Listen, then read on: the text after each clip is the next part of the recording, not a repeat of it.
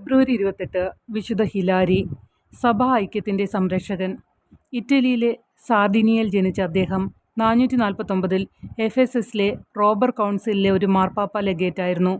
ഈ കാര്യത്തിൽ നിന്ന് കഷ്ടിച്ച് രക്ഷപ്പെട്ടു. മഹാനായ വിശുദ്ധ ലിയോ ഒന്നാമൻ മാർപ്പാപ്പ ഹിലാരിയെ പല നിയമനങ്ങളിലും ഉപയോഗിച്ചു. ലിയോ മരിച്ചപ്പോൾ ഹിലാരി പോപ്പായി തിരഞ്ഞെടുക്കപ്പെടുകയും 461 നവംബർ 19 വിശുദ്ധീകരിക്കപ്പെടുകയും ചെയ്തു. ഫ്രാൻസിലും സ്പെയിനിലും സഭയെ ശക്തിപ്പെടുത്താൻ അദ്ദേഹം ഉത്സാഹത്തോടെ പ്രവർത്തിച്ചു. 462 465 കൗൺസിലുകൾ വിളിച്ചു. ഹിലാരി നിരവധി റോമൻ പള്ളികൾ പുനർനിർമ്മിക്കുകയും സെയിന്റ് ജോൺ ലാറ്ററിൻ്റെ ചാപ്പൽ സ്ഥാപിക്കുകയും ചെയ്തു.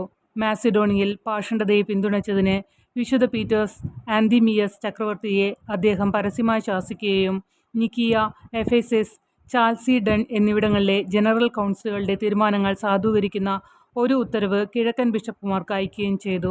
ഹിലാരി സാൻഡി, ആഫ്രിക്ക, ഗൗൺ എന്നിവിടങ്ങളിലെ സഭയെ ഏകീകരിച്ചു. ഫെബ്രുവരി 28 അദ്ദേഹം റോമിൽ മരിച്ചു.